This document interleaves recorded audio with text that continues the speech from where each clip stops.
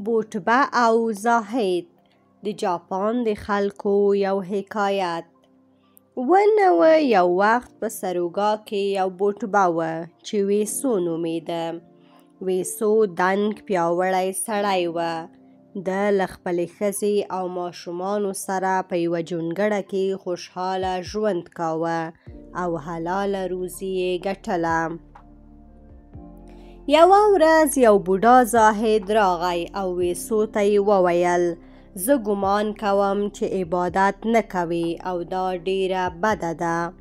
ویسو ورته وویل: که تا زما غوندې ښځه او ګڼ ماشومان لرلای او مجبور وای چې هغوی ته حلاله روزي ومومې، تا به هم عبادت ته وخت نه و موندلی. دې خبرې بوډا زاهد په غوسه کړ او ځوان بوټبه ته یې وویل: ګوره، که ژوند بې عبادته تیر کړې نو په بل ژوند کې به شاید د چونګښ په شکل یې شاید موږک شې یا په غوماشې واوړې او د دې ګناه په ټس کې به میلیونونو کاله سرګردانه واوسې. نور دې خپله خوښه چې هر څه کوې. دغو بوږونکو توضیحاتو په بوټبه باندې اثر وکړ. بوډا زاهد ته یې وویل: تر دې وروسته به عبادت کوم.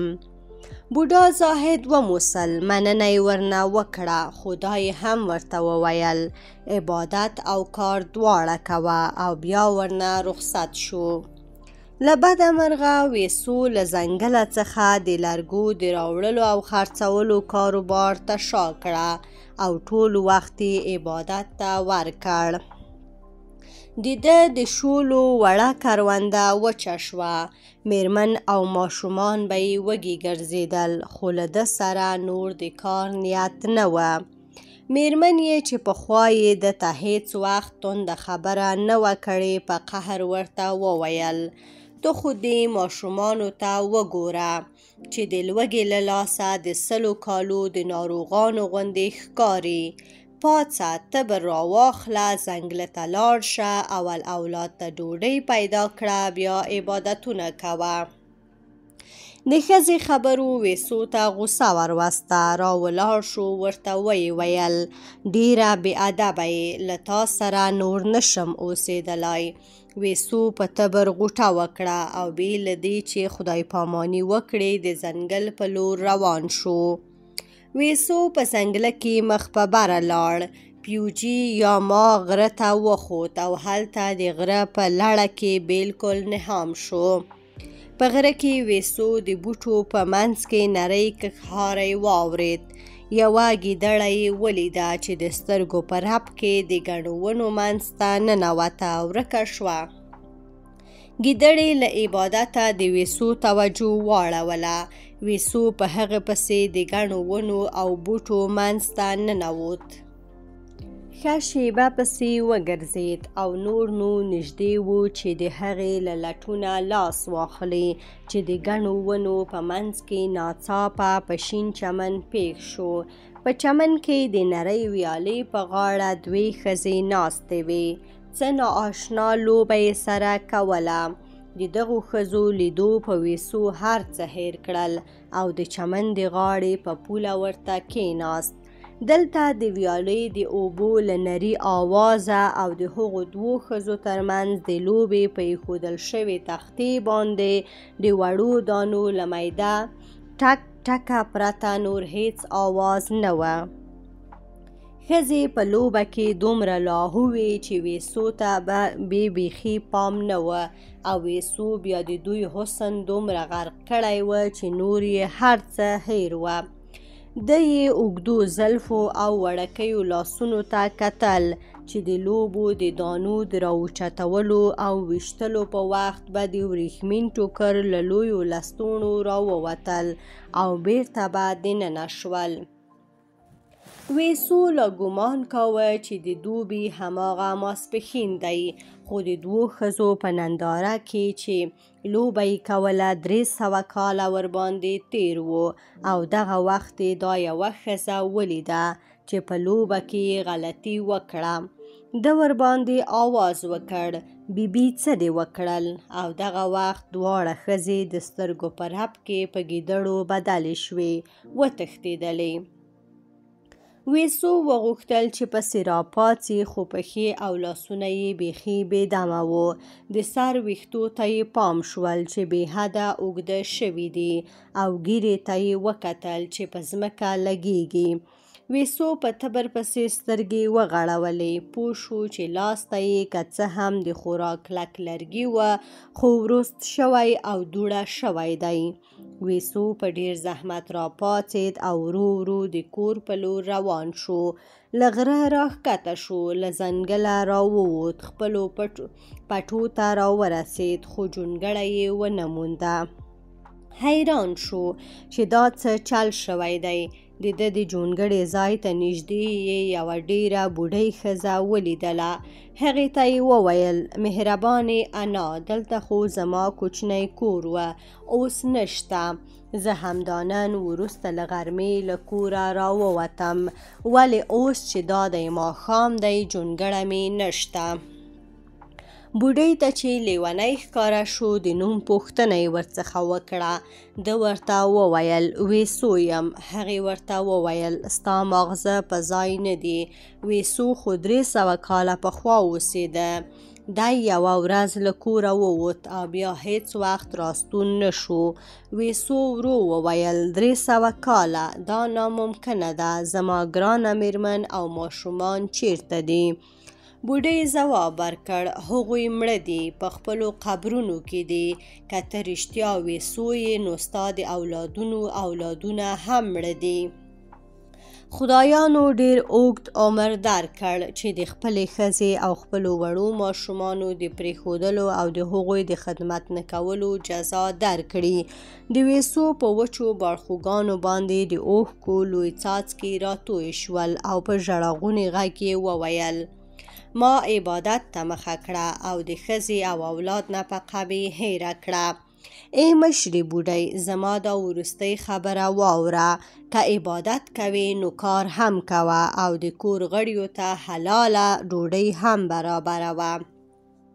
موږ په دې نه یو خبر چې پښیمانه شوی ویسو به له ځنګله څخه تر راستنېدو وروسته څومره ژوند کړی وي، خو ویل کېږي چې د هغه سپینه اروا د سپوږمۍ د رڼا په شپو کې د پیوجي یا ما په غره کې لیدل کېږي.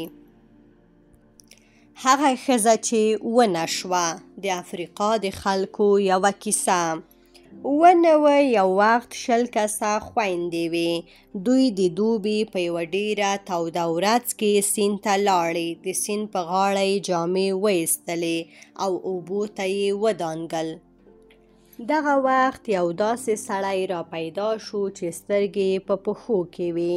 دی د یوې نجلۍ په جامو باندې کېناست او دوی ته چې په اوبو کې لوبې سره کولې وکتل. ده وویل: هغه څوک چې په جامو یې ناست یم، که خپلې جامې غواړي، په دې شرط یې ورکوم چې ما ته به اغزي راوړي.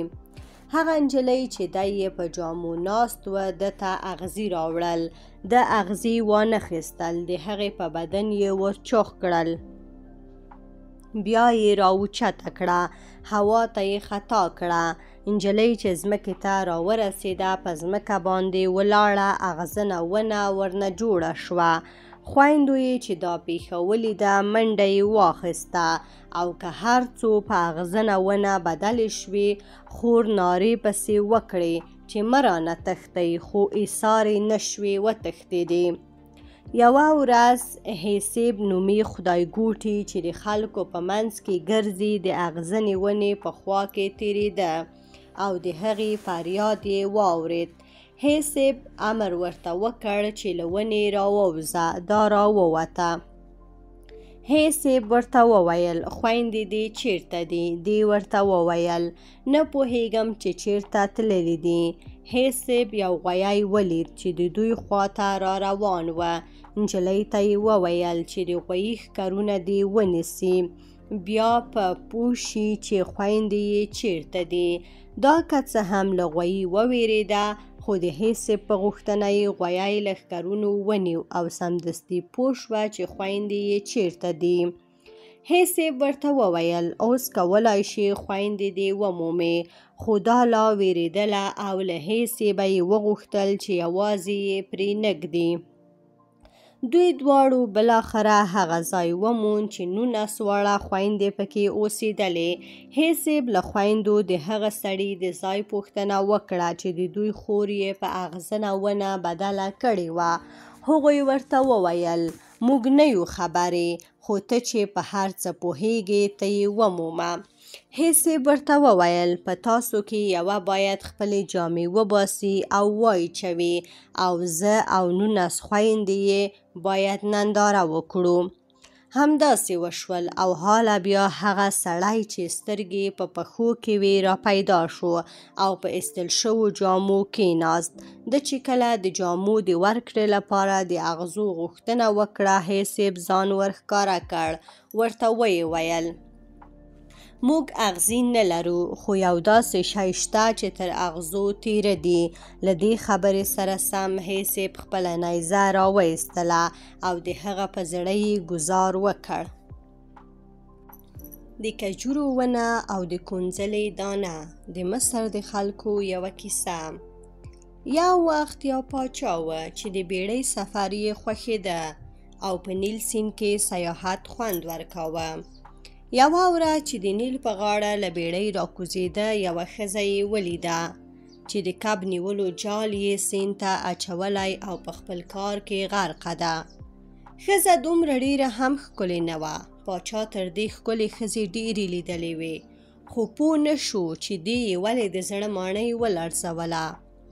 پاچا خپلې ماڼۍ ته لاړ او په کار بوخت شو، مګر د نیل د غاړې میرمن یې له ذهنه ونه وتله. د خپل سلاکار ته وویل چې ورشه د دې ښځې حال معلوم کړه چې پیغله ده، میړوښه ده که کونډه ده. سلاکار معلومات وکړ او پاچا ته یې وویل چې میړوښه ده، میړه یې کب نیونکی دی، که څه هم غریب سړی دی خو په چمګاونډ کې په درنه سترګه ورته کتل کیږي. پاچا وویل اوس بده شوه چې په میړوښه مې زړه بایللی دی. سلاکار یې وویل اعلی حضرته اندېښنه ورته مه لره، ته یو پاچا یې، ته چې هر څه وغواړې هغه لرلی شې.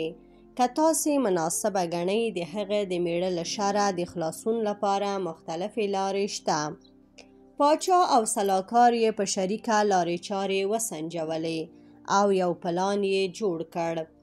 په سبا باندې پاچا د ښځې په میړه پسې عسکر واستاوه او دربار ته یې راوغوښت.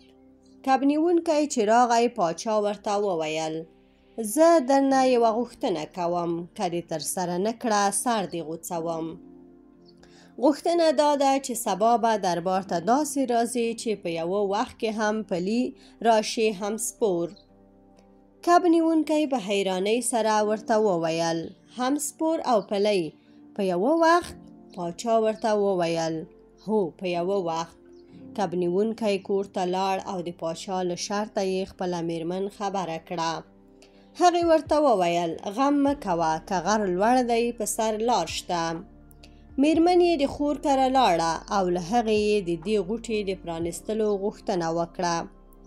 هغې ورته وویل زما دا اوزه در سره یوسه، سبا چې د میړه دربار ته ځي په اوزه د سپور شي، هم به پلي هم به سپور وي. د کب نیونکي میرمن د خپلې خور اوزه کور ته راوسته او کب نیونکی سبا په اوزه سپور دربار ته روان شو.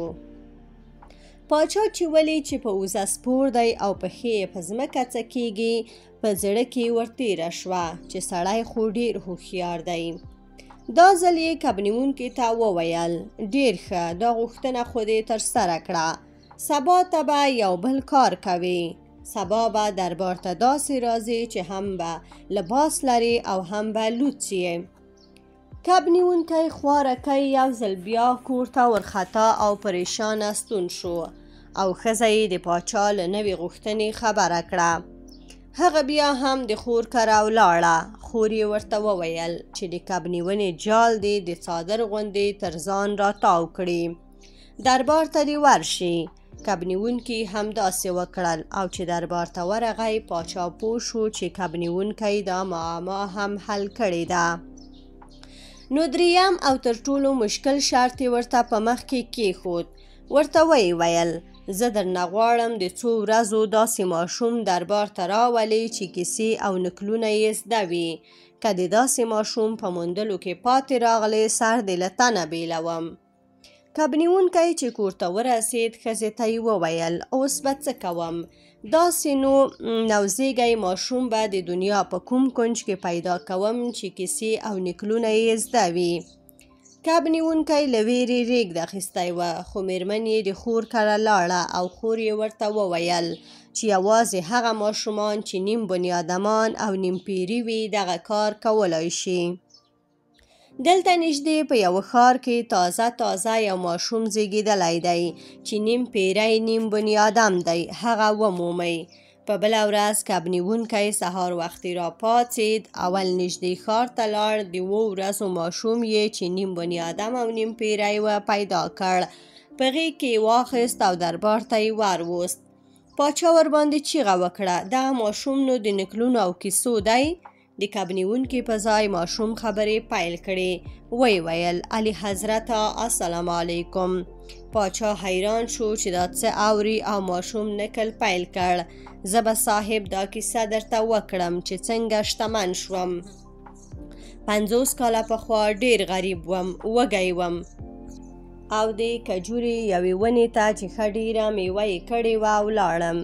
ما ونې ته لوټې ورغورځولې چې ګوندې کجورې راتوی شي، خو کجورې راونه لوېدې او څرنګه چې سریښناکې وې لوټې هم ورپورې ونښتې او په ونه کې د لوی پټي په اندازه خاوره راټوله شوه. پاچا د نکلونو ډېر شوقي و. ماشوم ته یې وویل آفرین عجبه کیسه ده، وایه نور څه وشول. ماشوم نکل ته ادامه ورکړه. نو ما یوې اوغویي پیدا کړل. یوې اوغویی مې ور وخېژول. د ونې په پټي کې مې کونځلې وکرلې. بارانونه وشول او د ونې پټی ښې کونځلې وکړې او په دې ډول زه شتمن شوم. ما شاوخوا ځمکې په بیه رانیولې او اوس د ډېر جایداد څښتن یم، خو یوازې یو شی دی چې ځوروي مې. پاچا ورنه پوښتنه وکړه څه شی؟ ماشوم ورته وویل د کجورې د پټي د کونځلو هغه اول فصل چې مې اخیست د کونځلو یوه دانه د ونې په ډډ پورې ونښته او له ګوتو مې ووته. دا دی 50 کاله وشول خو هغه دانه مې نه هېرېږي او ورته ځورېږم. اعلی حضرته آیا زه هغه هېره کړم که پسې وګرځم؟ که څه هم پوهېږم چې هغه زما له ګوتو وتې ده. ستا رایه څه ده؟ پاچا چې د ماشوم نکل او په نکل پسې پوښتنې ډېر خوشحاله کړی و هغه ته یې وویل ته خو نام خدا ښه هوښیار یې، ته شتمن یې، ته دومره واړه شي ته بیخي اړ نه یې، هېره یې کړه. ماشوم ځواب ورکړ ته خو ډېر عاقل پاچا یې، ته دا خبره ولې په خپله نه منې؟ پاچا حیران شو او ویې ویل زه یې نه منم. ماشوم ورته وویل هو صاحب د دنیا ټول خوندونه او ټولې مزې ستا په برخه دي. ته په لسګونو ښځې لرې چې هر یوه د ښایست یوه بیله دنیا ده. نو په کار خو دا ده چې د کب نیونکي میرمن له ذهنه وباسې. په همدې سهار چې ماشوم له پاچا سره خبرې کولې د پاچا په نیت کې و چې د یوه سړي سر غوڅ کړي، خو د ماشوم خبرو ډېر تاثیر ورباندې وکړ. له وژلو یې توبه وکړه. ویې موسل او ماشوم ته یې وویل ښه نو خبره داسې ده. او بیا یې کب نیونکي ته مخ واړاوه. ورته ویې ویل کب نیونکیه لاړ شه، خدای دې تا او ستا میرمن په عزت کې لري. او دا و د پاچا د کب نیونکي د میرمن د هغې د میړه د هغې د خور د اوزې او جال د نیم پیري نیم بنیادم ماشوم او د کونځلې نکل. نو ګرانو ملګرو کله چې فکر کوو چې دا غوټه خو هیڅ نه پرانستل کیږي، هغه غوټه ممکن د پرانستلو وي. او بل دا چې تر دې دمخه چې هغو نعمتونو ته هوس وکړو چې نه یې لرو، په کار ده هغه نعمتونه رایاد کړو چې لرو یې. د مشکلاتو سرچینه. یو راهب چې به هر چیرته ته هنداره به ورسره وه. یو زاهد چې د هغه د عادت ته پام شول له ځان سره یې فکر وکړ چې دغه سړی خپلې څېرې ته ډېر ګوري، حال دا چې د باطن صفایي ته پام پکار دی. نو یوه ورځ یې ورته وویل له ځان سره ولې همیشه هنداره ګرځوې؟ زاهد غوښتل ملامت یې کړي، خو راهب هنداره راوایستله. زاهد ته یې ونیوله، ویې ویل زه له هندارې د مشکلاتو په وخت کې استفاده کوم. زه چې دې ته وګورم دا زما د مشکلاتو سرچینه او د هغو د حل کولو لاره راښیي. د ځوابولو کس. هندي حکایت. سوالګر د یوه کور په دروازه کې نارې کړې، خیر غواړم. یوې ښځې آواز ور وکړ، خیر میر نشته، ځه. دا ښځه د کور ته تازه راواده شوې وه. خوښې یې چې د انګور غږ واورېد له کوټې راووته او چیغه یې ورباندې وکړه، ته څوک یې چې سوالګر ځوابوې؟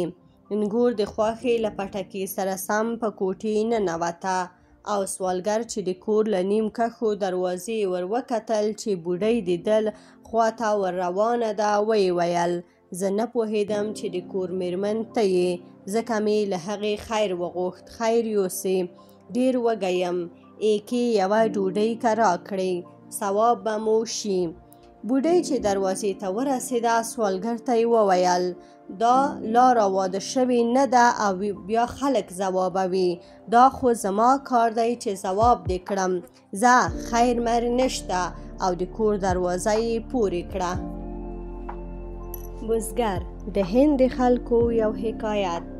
د بزګر په کرونده کې یوه ډیره لویه هندوانه راشنه شوه. یوه ورځ چې پاچا د معمولي سړي په جامو کې د ملک په کلیو ګرځېده، د بزګر په کروندې یې پیښه وکړه.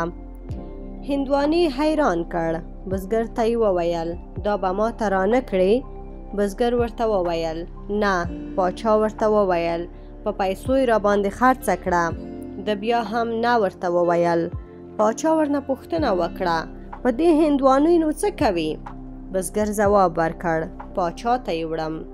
پاچا ورته وویل که پاچا وویل چې نه مې ده په کار بیا به څه کوې؟ بزګر ورته وویل بلا مې ورپسې چې نه یې غواړي. څو ورځې پس بزګر لویه هندوانه له جوړنګه وشکوله، پاچا ته یې یووړه. ده چې په پاچا سترګې ولګېدې پوه شو چې کروندې ته دی راغلی وه، خو ځان یې ورباندې پوه نه کړ. ورته ویې ویل صاحب دا مې تاسې ته راوړې ده. پاچا ورته وویل د ما خو نه ده په کار، اوس به څه کوې؟ بزګر ورته وویل زما ځواب مو صاحب په خاله اورېدلی و. عقل او ګیره. د مهاراشټرا د خلکو یو حکایت. یوه سړي د ډیوې رڼا ته کتاب لوست. په کتاب کې یو ځای لیکلی و چې د اوږدې ږیرې سړی کم عقل وي. ده چې دا جمله ولوسته ږیره یې ډیوې ته ونیوله چې وسوځي. په ږیره یې اور بل شو او ورسره یې د سر ویښتو هم اور واخیست. د چیغې سورې جوړې کړې. ګاونډی یې راغی، اوبه یې ورباندې واچولې او چې لمبې غلې شوې پوښتنه یې ورنه وکړه داسې ولې وشول؟ ده ځواب ورکړ هغه څه وشول چې باید شوي وای. کتاب وایي چې د اوږدې ږیرې خاوند کم عقل وي او ما حماقت وکړ. بزرګ. په کلي کې آوازه شوه چې یو بزرګ پیدا شوی چې د غره په سر یې کور جوړ دی، هورې اوسي. کلیوال د غره سخت سفر پیل کړ او ځان یې د بزرګ کور ته ورساوه چې دعا یې واخلي او د بخت غوټې ور پرانیزي. د کور مخ ته په شلیدلو جامو کې یو نوکر په جارو کولو بوخت و. کلیوال ورنه غوښتنه وکړه چې کور ته یې بوځي او بزرګ ورباندې وویني. نوکر جارو کېښوده، له ده سره کور ته دننه شو. د کور ټولې کوټې یې ور وښودې او بیرته یې د راوتلو لارې ته سیخ کړ. کلیوال ورته وویل زه خو د بزرګ لیدو ته راغلی یم او تا تږی تر اوبو تیر کړم. بزرګ چیرته دی؟ هغه خو مې ونه لید. نوکر ورته وویل هغه دې ولید ته چې هر بني آدم ګوري، د بزرګ په سترګه ورته ګوره او د کرامت څښتن یې ګڼه. کله چې دې داسې وکړل بیا به دې هر حاجت پوره کیږي او دعاوې به دې منل کیږي. ډاډ د هند خلکو یو حکایت. یو کلیوال فیصله وکړه چې کلی پرېږدي او په ښار کې ژوند پیل کړي. له خپلې ټولې کورنۍ سره د ښار په لور وخوځېد. د سفر په 2مه غرمه د پیپل یوې ګورې ونې ته ورسېد. همدلته یې د شیبې نیمې دمه کولو نیت وکړ، خو دته ځان او خپل وخت داسې مهم ښکارېدل لکه ډېرو غټو کسانو ته چې مهم ښکاري او هسې چټي یې نه تېروي. د فیصله وکړه چې د ونې سیوري ته رسۍ واوبي. مشر زوی یې نږدې دوکانونو ته په سوڼو پسې واستاوه. دویم زوی یې په سبو پسې ولېږه. دریم یې په ډوډۍ پسې. د زومانو ته هم کارونه پیدا کړل. یو یې په اوبو پسې واستاوه، بل ته یې د لرګو راوړلو کار وسپاره. دریم زوم ته یې وویل چې اوړه خیشته کړي. ده چې د رسۍ اوبدلو مواد ترلاسه کړل، په دې ګڼه ونه کې چې کلیوال ورلاندې ناست و یوه بلا اوسېدله. بلا له پاسه کلیوال او د ده کورنۍ ته کتل چې څه کوي. بلا ته سوال پیدا شو چې د کورنۍ مشر ولې رسۍ اوبي. له ونې راښکته شوه او پوښتنه یې ورنه وکړه چې دا کار د څه لپاره کوي. د کورنۍ مشر خپله ویره پټه کړه، کار ته یې ادامه ورکړه او بلا ته یې وویل ستا لپاره چې رسۍ جوړه شي ورباندې تړم دی. بلا ریږد واخیسته، که څه هم ډېره غټه وه خو بې زړه وه. بلا د کلیوال پښو ته ولوېده او زارۍ یې ورته وکړې چې ویې بخي. بلا دا هم ورته وویل چې زه به یوه پټه خزانه په ګوتو درکړم او شتمن به دې کړم، خو مه مې تړه. کلیوال د سرو او سپینو مالک شو. ډېرې پیسې یې پیدا کړې او د ښار په ځای بیرته کلي ته لاړ. کله چې د ده ګاونډي واورېدل چې دی څنګه شتمن شوی دی، نو ټوله خیلخانه یې راغونډه کړه او د ښار لاره یې ونیوله. د پیپل ونې ته ورسېد، ورتاو شو. د ونې ډډ ته یې ډډه ولګوله او په زامنو او زومانو یې امرونه شروع کړل. خو زامنو یې ورته وویل د ونې سیوري ته دمه کوو، د کار حوصله نه لرو. زومانو یې هم په امرونو غوږونه کاڼه واچول. سړی مجبور شو د رسۍ اوبدلو په موادو پسې په خپله لاړ او چې راغی په اوبدلو یې شروع وکړه. بلا چې له ونې راکوزه شوه، دی ورته سخت خوشحاله شو. بلا ورنه پوښتنه وکړه دا رسۍ څه ته جوړوې؟ ده ورته وویل ستا لپاره چې ورباندې ودې تړم. بلا موسکی شوه. ده ورته وویل په خوشامندو نه خلاصېږي، ژر کوه خزانه راوښیه کنه رسۍ درته دادی جوړېږي. بلا ورته وویل له تا چې د خپل کور غړي نه ویریږي، زه به څه وویریږم. بلا په کټ کټ وخندل، ونې ته وخته او ویې ویل ته اول د خپل کور کسان وتړه، بیا زما د تړلو هوس کوه. هغه څوک چې ثروت یې نه و په کار. د هند خلکو یوه کیسه. ولیداد ترکاڼ و. ده واده نه و کړی، یوازې اوسېده او ټوله ورځ به یې په کار تېروله. ولیداد ډېر ساده ژوند کاوه. خوراک څښاک هر څه یې ساده وه. نو کومې پیسې چې یې ګټلې ډېرې لږ مصرفېدلې. یوه ورځ یې پام شو چې هغه مرتبان ډک شوی دی چې ده پکې له مصرفه زیاتې شوې پیسې اچولې. ولیداد له ځان سره فکر وکړ مرتبان باید تش کړم. مرتبان یې زرګر ته وروړ. د هغې مخې ته یې تش کړ او بیا یې ورته وویل چې د دغو پیسو په بیه وښۍ راته جوړ کړه. زرګر ورته د سرو زرو یو ښکلی وښی جوړ کړ. خو ولیداد ته فکر پیدا شو چې په وښي به څه کوي. یو سوداګر یې ولید چې د اوښانو د یوه کتار په سر کې روان و. اوښان په رنګارنګ مالونو بار و. ولیداد له سوداګره پوښتنه وکړه دا چیرته وړې؟ سوداګر ورته وویل د پاچا ماڼۍ ته یې وړم. دا مالونه شهزادګۍ غوښتي دي. ولیداد ورته وویل کیدای شي دا وښۍ هم شهزادګۍ ته ورکړې. هغې ته به ووایې چې دا ستا لپاره د ولیداد سوغات دی. سوداګر وښۍ شهزادګۍ ته ورکړه. د شهزادګۍ وښۍ ډیر خوښ شو او په بدل کې ولیداد ته په یوه اوښ بار تر ګردو ښه ورېښم واستول. سوداګر چې په ورېښمو بار اوښ د ولیداد د جونګړې مخ ته چوک کړ، ولیداد ورته وویل په دې به نو څه کوم؟ سوداګر ورته وویل بل چاته یې په سوغات کې ورکړه. ولیداد وویل مثلا چاته؟ سوداګر ځواب ورکړ مثلا د کیش سلطان ته. ولیداد همداسې وکړل. سلطان د بهرنیو ورېښمو سوغات ډیر خوشحاله کړ او په بدل کې ولیداد ته تر ګردو غوره 6 آسونه واستول. ولیداد آسونه شهزادګۍ ته ډالۍ کړل. شهزادګۍ له خپلې سهیلي پوښتنه وکړه دا ولیداد څوک دی او ولې ماته سوغاتونه رالیږي؟ سهیلۍ یې وویل شاید یو داسې څوک وي چې تا ته به د خپلو شتو زور در ښکاره کوي. یو داسې سوغات ور واستوه چې بدل یې در نه کړای شي او غرور یې مات شي.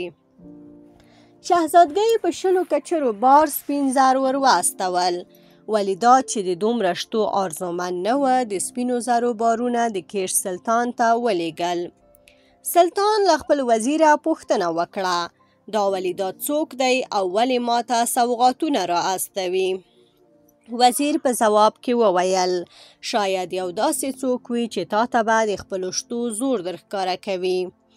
ده ته داسې سوغات ور واستوه چې بدل یې در نه کړای شي او غرور یې مات شي. سلطان ولیداد ته 20 کارتنه ګرانبیه غمي ولیږل چې ولیداد هماغسې سرغوچ شهزادګۍ ته واستول.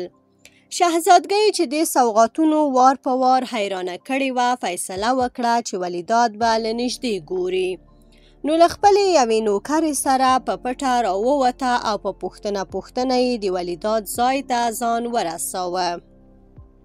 که ګوري په یوه ساده جونګړه کې یو غریب سړی اوسي. شهزادګۍ او نوکر یې د ولیداد د غریبۍ په کور کې په حیرانۍ سره شاوخوا سترګې غړولې چې ناڅاپه په دنګ آس سپور یو ښکلی ځوان را پیدا شو. ځوان چې جامې او کړوړی د پاچایانو و د ولیداد جونګړې ته ودرېد. دی د کیش سلطان و چې د شهزادګۍ غوندې د ولیداد د لیدو تلوسه ور پیدا شوې او ځان یې په پوښتنه د ده جونګړې ته را رسولی و. د سلطان او شهزادګۍ چې څنګه سترګې سره ولګېدې په یو بل یې زړونه بایلودل او له معمولي تشریفاتو وروسته یې واده سره وکړ. ولیداد نو اوس ډیر مشهوره سړی و. هغه په دواړو دربارونو کې د اوسېدلو غوښتنه نه وه منلې او خلکو یو بل ته ور معرفي کاوه چې دا هغه سړی دی چې دربارونه یې خپله جونګړه خوښه ده. سلطان او شهزادګۍ چې نوی ژوند پیل کړ فیصله یې وکړه چې ولیداد ترکاڼ ته له سرو زرو ډک صندوق ور واستوي. خو دغه صندوق هیڅ وخت ولیداد ته ونه رسید ځکه ده چې د سرو زرو د صندوق اورېدلی و د سلطان او شهزادګۍ د کسانو تر رسېدو د مخه په پټه له کلي ووت او هیڅوک پوه نه شول چې چیرته لاړ. 2 الهې د بېوزلۍ الهه جشتیا دیوي او د ثروت الهه لکشمي د یوه سوداګر د کور په دروازه کې ولاړې وې. په خپلو کې سره بحث کاوه چې کومه یوه ډیره ښکلې ده. په دې منځ کې سوداګر را پیدا شو. دوی سره وپتېله چې فیصله به په سوداګر وکړي. سوداګر ورخطا شو ځکه ښکلې خو لکشمي وه مګر د جشتیا دیوي په خوابدې کولو کې دا خطر و چې بېوزله یې کړي. نو یوه حل لاره په ذهن کې ورتېره شوه. الهو ته یې وویل د دواړو خپل ښایست دی خو لکشمي چې کله یوه کور ته راځي تر بل هر چا ښایسته وي او جشتیا دیوي چې له یوه کوره وځي تر بل هر چا ښکلې ښکاري. دوی دواړه خوشحاله شوې. لکشمي د سوداګر کور ته مخه کړه او دا بله ورنه ووته. د حماقت باران د مرکزي یونان د ایوا ټاپو ولسي حکایت. ډیره زمانه پخوا یو هوښیار او نرم خویه سلطان اوسېده چې په خپل رعیت خورا ګران و. سلطان یو نجومي ساتلی و چې ده ته به یې د ستورو او هوا په باره کې معلومات ورکول. یوه ورځ نجومي دربار ته ورخطا راننوت او پاچا ته یې وویل په لنډو ورځو کې یو خطرناک باران را روان دی. د دې باران اوبه که هر چا وڅښلې په احمق سړي بدلیږي. په کار ده چې د ځانونو غم وکړو. عاقل پاچا سمدستي امر وکړ چې د پاچا او درباریانو لپاره دې په سلطنتي ماڼۍ کې د اوبو یوه لویه سرپوښلې زیرمه جوړه شي چې چارواکي د حماقت د باران له ورېدا وروسته ورنه استفاده وکړي، څو په دې ډول د ملک د کارونو د سمې اجرا لپاره د نور کله غوندې هوښیار واوسي او خلک ورڅخه خوشحاله وي. د نجومي له اټکل سره سم باران وشو. تر دې وروسته پاچا او نورو درباریانو یوازې د سرپوښلې زیرمې اوبه څښلې چې احمقان نشي. پاچا او درباریان یې هوښیار پاتې شول او نور خلک احمقان شول. د حکومت کسان که څه هم د نور کله غوندې هوښیار و او د خلکو خیر یې غوښت، خو خلک ورنه د پخوا برعکس خوشحاله نه وو. د خلکو ناخوښي ورځ په ورځ زیاتېده او پاچا چې تر ټولو هوښیار و درباریان یې راوغوښتل او ورته ویې ویل چې حکومت د تورې په زور یوازې د لنډ وخت لپاره ساتل کیږي. که غواړو چې د ډیر وخت لپاره حکومت وچلوو نو خلک باید خوشحاله وساتو. ما د دې لپاره راغوښتي یاست چې د خلکو د خوشحالولو لپاره لارې چارې ولټوئ. پوره 3 ورځې وخت لرئ چې په دې موضوع غور وکړئ او له خپلې وروستۍ فیصلې مې خبر کړئ. درباریان 3 ورځې د پاچا د ماڼۍ په لویه کوټه کې ناست وو. د خلکو د راضي ساتلو په مختلفو طریقو یې غور وکړ او ټولې لارې یې وسنجولې. په 3یم مازدیګر چې پریکړې ته سره ورسېدل پاچا ته ورغلل. ورته ویې ویل صاحب موږ د خلکو د خوشحالولو لاره وموندله، خو ویره راسره ده چې تاسې یې په اورېدلو په قهر نشئ. پاچا چې ډېر هوښیار او نیکخویه سړی و ورته ویې ویل نه ولې به په قهرېږم؟ څوک چې د مشورې په خبره په قهرېږي هغه احمق وي او ما خو څه د باران اوبه نه دي څښلې چې په احمقانو کې راشم. درباریانو ورته وویل موږ صاحب دې نتیجې ته رسېدلی یو چې د خلکو د خوشحالولو لپاره په کار ده چې ستاسې په شمول موږ ټول د باران اوبه وڅښو، ځکه احمق خلک د هوښیارانو په حکومت کې ناراضه وي، خو د ځان غوندې کسان چې ورباندې واکمن وي بیا مشکل نه لري. پاچا چې تر ټولو هوښیار سړی و د درباریانو د مشورې په حقیقت سمدستي پوه شو او نوکرانو ته یې امر وکړ چې د باران اوبه راوړئ. لقمان حکیم ته میلمستیا. هسې وایي چې لقمان حکیم ته چا د میلمستیا بلنه ورکړه. لقمان ورته وویل در بشم، خو په دې شرط چې په تکلیف مې نه کړئ، بندي مې نه کړئ او ناروغ مې نه کړئ. کوربه وویل ولې به داسې کوو؟ خامخا راشئ. لقمان ورغی او چې رخصتېده کوربه ورته وویل څنګه هغه ستا 3 شرطونه خو به انشاءالله په ځای شوي وي. لقمان ورته وویل متاسفانه یو هم په ځای نه شو. چې چیرته کېناستم تاسې په زور پاڅولم چې بره خوا کېنه. دا یې تکلیف شو؟ ما غوښتل ژر را رخصت شم خو تاسې پرې نه ښودم او بندي شوم او ډوډۍ دې ډېره را باندې وخوړه، اوس به ناروغ هم شم. سوی او سوداګر. د تپ د خلکو یوه کیسه. یوه ورځ یوه سوی خپل الوتونکي ګاونډیان خړکۍ مرغۍ، شامتوره او کارغه میلمانه کړل. دوی ډوډۍ وخوړه، سندرې یې وویلې او نشه یې وکړه چې ساعت یې تیر شي. وروسته بیا د سوی بلې خبرې ته پام شول. دوی ته یې وویل هغه لرې د غره په لمنه کې ګورئ چې 2 بنیادمان ناست دي او په چوټ باندې حساب سره کوي. میلمنو یې ورته وویل ولې نه وینو یې هغه یو له ځانه وړوکی دی او بل ښه چاغ دی. سوی وویل دغه 2 کسه هر کال په همدې ورځ د غره د لمنې ته راځي. دوی دواړه سوداګر دي او ښې ډېرې پیسې لري، خو لکه څنګه چې نور بنیادمان په پیسو نه مړېږي د دوی هم مړېدل نشته. کال 12 میاشتې پیسې ټولوي او یوازې دا یوه ورځ د غره لمنې ته په سیل راوځي. خو سیل یې چیرته دی؟ دلته هم د پیسو حسابونه سره کوي. هغه چوټ او هغه د حساب کتابچه یې وینئ؟ کارغه شامتورې او خړکۍ مرغۍ ته وویل هو وینو یې له هغه وړکي سره دی. وړکی لکه چې هغه چاغ ته څه حساب ورکوي. سوی وویل زه وایم راځئ یوه بله ساتیري جوړه کړو. کارغه دې لاړ شي د هغه چاغ سوداګر په سر دې کښېني. چاغ سوداګر به نارې کړي چې وای څومره بدمرغه یمه، کارغه مې په سر کېناست. دی به په وړوکي سوداګر چیغې کړي چې هله کارغه وشړه. له ځانه وړوکی سوداګر که څه هم ډېرې پیسې لري خو د چاغ شتمني ورباندې لا ډېره ده.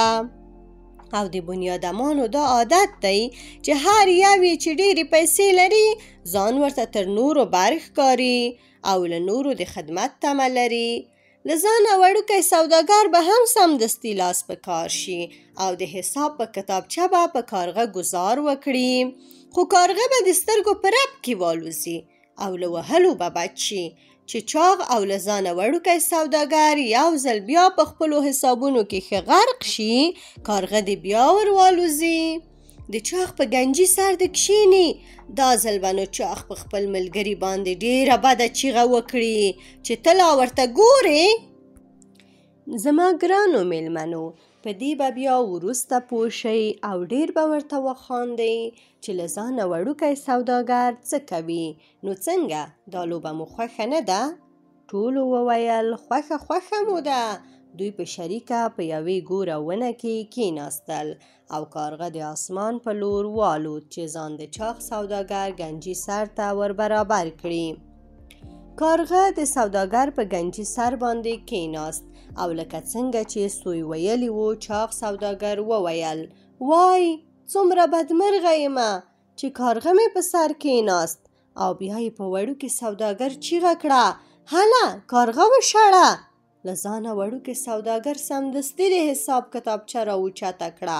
د کارغه په لور یې خطا کړه خو کارغه د سترګو په رپ کې والوت او د حساب کتابچه د چاغ سوداګر په گنجي سر ولګېده.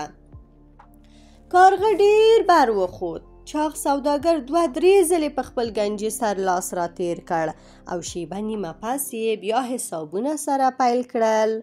دوی چې یو ځل بیا په حساب کې ښه غرق شول، کارغه د سیوري غوندې بې غږه غوږه خو د غشي غوندې چټک د چاغ سوداګر په لغړه کپړه کېناست. لکه څنګه چې سوی ویلی و چاغ سوداګر خپل ملګري ته په ډېر لوړ آواز او په قهر ورنارې کړې ته لا ورته ګورې. له ځانه وړوکی سوداګر کارغه ته دومره په غوسه شو او د انتقام جذبې دومره بې سده کړ چې په ځان پوه نه شو او په غېږ کې پروت چوټ یې د کارغه په لور وویشت. کارغه بیا هم د سترګو په رپ کې والوت. کاغ نارې یې وکړې او په اسمان کې پناه شو. خو د چاغ سوداګر په گنجي سر د وینې لیکې راماتې شوې. وړوکی سوداګر بښنه غوښته. چاغ سوداګر زګیروي کول او کارغه ځانګوري ونې ته ځان ورساوه. کارغه وویل بنیادم ځان ته ډېر هوښیار وایي خو اکثره وخت دومره د کمعقلو کارونه کوي چې خپل ځان په خپل لاس ژوبلوي. سوی وویل د بنیادمانو بل عادت دا دی چې کله د بدل اخیستلو جذبه ور پیدا شي بیا نو په ګټه او تاوان نه پوهیږي او داسې چارې کوي چې په آسمان کې د مرغانو، په خاورو کې د خزندګانو، په سمندر کې د کبانو او په ځنګل کې د ځناورو د خندا او د ملنډو شي. ډېره کوچنۍ هګۍ د ایټالیا د خلکو حکایت. ونوه یو وخت یوه ډېره وړه ښځه اوسېده. دې د ځان غوندې وړه کوټه او وړه چرګه لرله. چرګې به وړکۍ هګۍ اچولې او له ځانه وړې ښځې به پخولې. یوه ورځ چې چرګې هګۍ واچوله، وړې ښځې هګۍ په غوړو کې سره کړه، په بشقاب کې وایستله او په تاخچه کې کېښوده چې لږ سړه شي بیا یې وخوري. خو د وړې چرګې په وړکۍ هګۍ مچان پېښ شول او چې ښځه راستنېده، مچان یې ولیدل چې له تشکړې بشقابه والوتل. وړکۍ ښځه قاضي ته ورغله، په مچانو یې عریضه وکړه. قاضي ورته یو لرګی ورکړ، ورته ویې ویل چې مچ دې ولید، پر دې لرګي ګزار ورباندې وکړه. دغه وخت وړکۍ ښځې یو مچ ولید چې د قاضي په پوزه کېناست. وړکۍ ښځې سمدستي ګزار ورباندې وکړ او د قاضي پوزه یې ماته کړه. بدخویه پیل. د هند د خلکو یوه کیسه. ونوی یو وخت په یوه ځنګله کې یو پیل اوسېده. دی بدخویه او ورانکاری حیوان و. همیشه به یې رمباړې ختلې او له خولې به یې زګونه بادېدل. د ځنګله ټول ژوي ورنه په ویره کې وو. بې ضرورته یې ونې پرې ایستلې او څانګې یې ټوک ټوک کولې. د ده بد عادت په وجه د مرغانو ډېرې ځالې ړنګې او ډېرې هګۍ تر پښو لاندې چخڼې شوې وې. لنډه دا چې د ځنګله د پیل له لاسه ټول په تکلیف کې وو. دی دومره پیاوړی و چې د ځنګله ډېر وحشي او خوني ژوي لکه زمري او پړانګان هم ورنه په څنګ ګرځېدل. یوه ورځ بېلارې پیل د ګیدړې سمڅه تر پښو لاندې چیته کړه او د هغې په ډېر زحمت جوړ کړی کور یې په شیبه نیمه کې له خاورو سره خاورې کړ. د ځنګله حیوانات چې اکثره په سمڅو کې اوسېدل د پیل دغه عمل وپارول. حیواناتو له پیله په پټه غونډه وکړه چې د ځان د بېغمه کولو لاره چاره وسنجوي. خو آسمان پورته و او ځمکه کلکه. پیل ډېر پیاوړی و او دوی له ځنګله پرته د اوسېدو بل ځای نه درلود. د ژویو غونډه خپره شوه، خو ګیدړې چې ډېرې په قهر وې یو ځل بیا سره راټولې شوې او د پیل له شره د ځان ساتلو لارې چارې یې ولټولې. دا ځل یو زوړ ګیدړ چې غلی ناست و شور یې نه کاوه او لاره یې سنجوله، د شور ماشور په منځ کې سر راپورته کړ. ویې ویل د پیل چاره به زه وکړم، تاسې بېغمه اوسئ، ډېرې اندېښنې مه کوئ. دې خبرې ټول غلي او خوشحاله کړل او هر یو په خپله مخه لاړ. په سبا یې زوړ ګیدړ پیر ته ورغی. د احترام لپاره یې ملا ورته لیندۍ کړه. ورته ویې ویل زما باداره، په ما خپل شاهانه نظر ولوروه، یو ځل راته وګوره. پیل ور وکتل او وغورېد. ته څوک یې؟ څه ته راغلی یې؟ زوړ ګیدړ وویل صاحب، زه یو خوار او کمزوری ګیدړ یم، خو تاسې د ځنګل تر ټولو ستر مقام یاست. هغه به لا څوک وي چې ستاسې له ستروالي منکر شي. ته له هغومره لویۍ سره ډېر مهربان او ډېر لورونکی یې. ته د پاچاهۍ ټولې ځانګړنې لرې او په همدې خاطر د ځنګل ټول حیوانات غواړي چې تاسې خپل پاچا وټاکي. لطف وکړئ د حیواناتو دغه غوښتنه ومنئ او موږ خوشحاله کړئ. د پیل سترګې له خوشحالۍ وځلېدې. د ځان تعریف خوند ورکړ. زوړ ګیدړ زیاته کړه صاحبه، د ځنګل ټول ژوي آرزومند دي چې ستاسې د پاچا کېدو په جشن کې برخه واخلي. دوی ټول د ځنګل د منځ په یوه میدان کې راټول شوي دي. حیوانات غواړي چې دغه جشن د ځنګل په منځ کې چې په زرګونو ځناور پکې اوسي جوړ کړي او ستاسې د پاچا کېدو د مراسمو ننداره وکړي. زموږ نجومیانو پیشګویي کړې ده چې دا به ډېر بختور مراسم وي او پریماني به ورسره راشي. پیل چې ټول عمر یې د عزت ارمان کړی و او دا دومره ویرول او ځورول یې هم د دې لپاره کول چې خلک ورته په درنه سترګه وګوري. د زاړه ګیدړ خبرې ومنلې او له ګیدړ سره سمدستي د ځنګله منځ ته روان شو. دوی ډیر لاره مزل وکړ. ګیدړ چې ویل چې د جشن ځای ور معلوم دی مخې ته و او پیل ورپسې. پیل د پاچاهي په نشه کې داسې غرق و چې نه یې لارې ته کتل او نه شاوخوا ته. یو وخت یوه اواره خټین میدان ته ورسېدل. ګیدړ چټک شو او پیل هم پسې ګامونه ګړندي کړل، خو شیبه نیمه لا نه وه تېره چې پیل په خټو کې ونښت. پیل چې د زرګونو حیواناتو لیدو او د خپل احترام شاندارې نندارې ته بیړه وه په قهر شو. ځان یې په خټو کې په ډیر زور سره راوخوځاوه او په دې ډول نور هم په خټو کې بند شو. زوړ ګیدړ د جبهزار ځمکې ته راوستی و. فیل ورو ورو په خټو کې دننه کېده او زاړه ګیدړ یې ننداره کوله.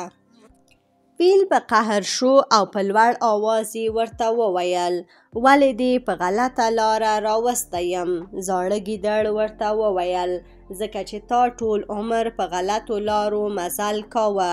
پیل چې له راوتلو نهیلی شو، قهر یې په ویره بدل شو او په ژړغوني غږ یې وویل، ګیدړ لالا، زه لکه چې په خټو کې بندي شوم.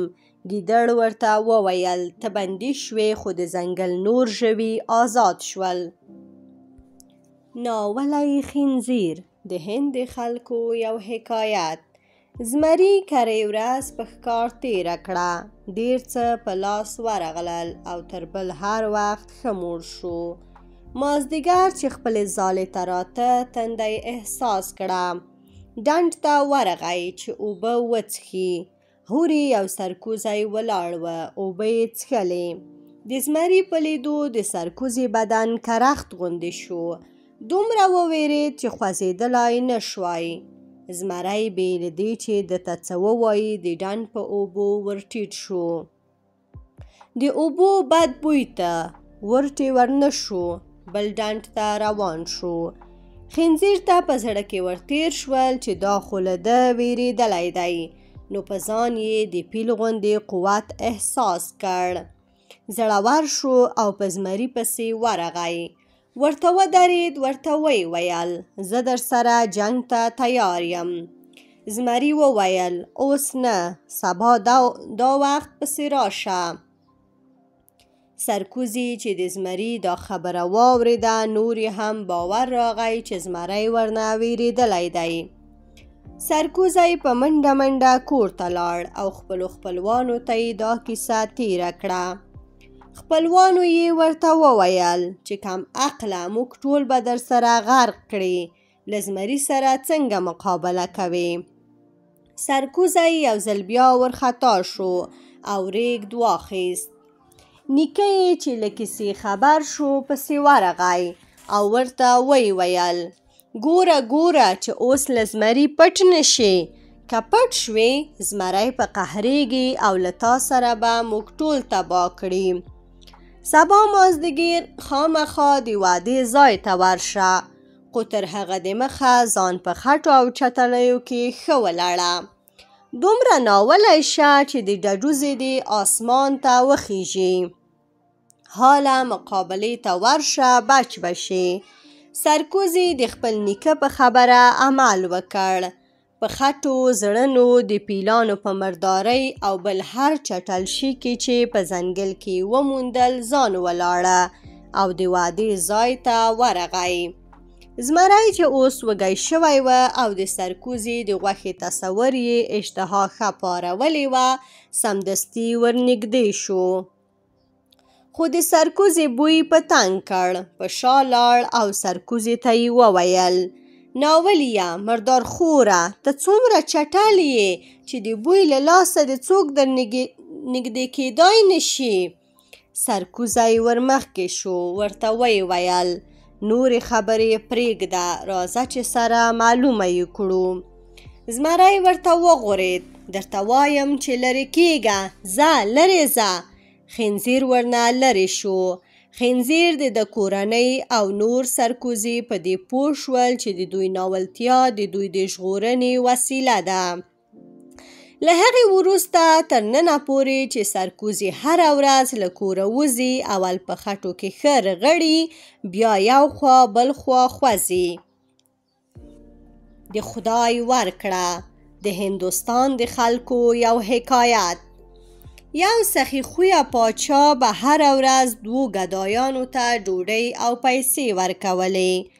دوی چې به کله خیرات ترلاسه کړ مشر سوالګر به ویل دا د خدای ورکړه ده او کشر به ویل دا د پاچا ورکړه ده.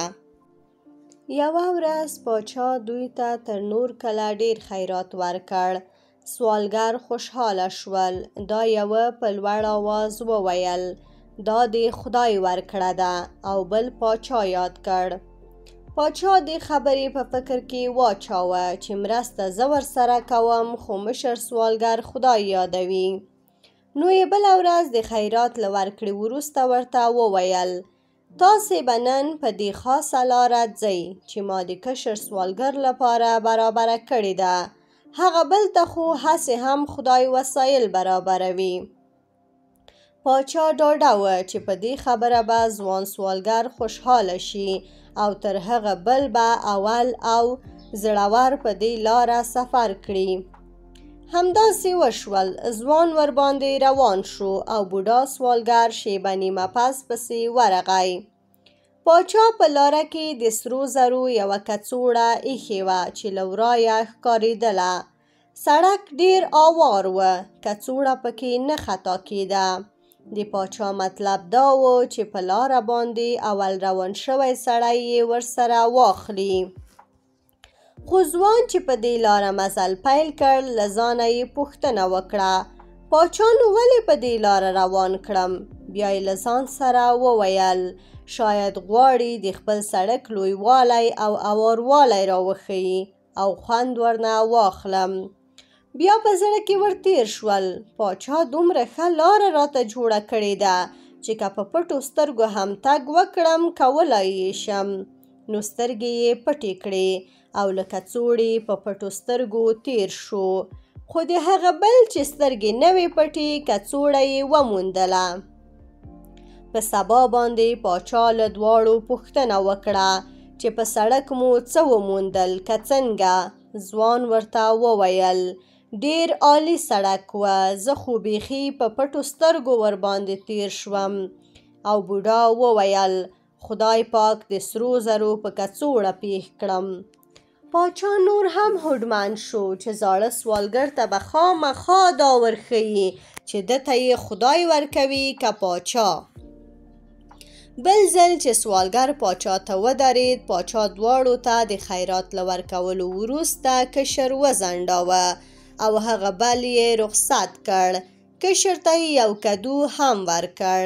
دا کدو په اصل کې خالی شوی او په منځ یې له سپینو سکو ډک و. کشر سوالګر دغه کدو د لارې د سر په یوه دوکاندار باندې د یوه کدو په بیه وپلوره.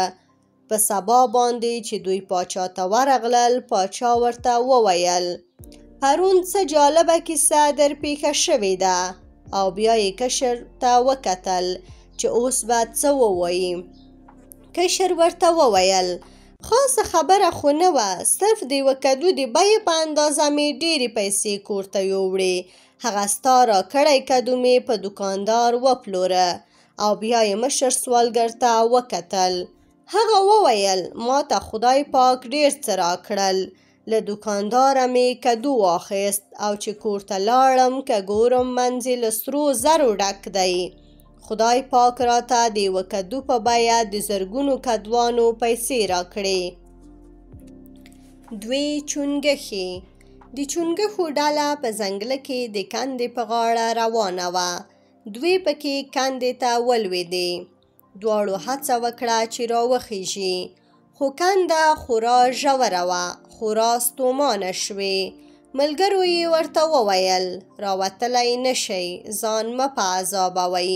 مګر دوی یې خبره ونه منله. د کندې په غاړه ولاړو چونګښو یو ځل بیا آواز ورباندې وکړ چې راوتل مو نشته ځان مه په عذابوئ. مرګ ته ولې بې تکلیفه غاړه نږدئ؟ دا یوې چونګښې هڅه بس کړه، مرګ یې نږدې ولید، زړه یې واچاوه، مړه شوه. مګر هغه بلې د کندې په نیغو دیوالونو باندې ناکامې راختنې ته دوام ورکړ. په دیوال به لکه شوه، وبه ښویېده، بیا به یې زور وواهه، بیا به ولوېده. او په دې منځ کې د کندې د غاړې چونګښو دم په دم خواستونه ورته کول چې خدای ته وګوره، ځان مه په عذابوه، مرګ حق دی. هغې بلې ته خو وګوره چې هوښیاره وه، ځان یې په تکلیف نه کړ، مګر دې خپلې هڅې کولې. په سلګونو ځله وغورځېده، وپرځېده او آخر وتوانېده چې له کندې راووځي. نورو چونګښو ورته وویل زموږ خبرو ته دې بیخي اهمیت نه ورکاوه. دې ورته وویل زه په غوږونو درنه یم، اټکل مې کاوه چې شاباسي راکوئ، هڅوئ مې. د بنارس هوسۍ نه وه په تېرو هېرو زمانو کې د بنارس ښار ته نږدې په یوه لوی ځنګله کې یوه ډېره ښکلې هوسۍ اوسېدله. دا بنیان ملکه نومېدله او د 500 نورو هوسیو مشره وه.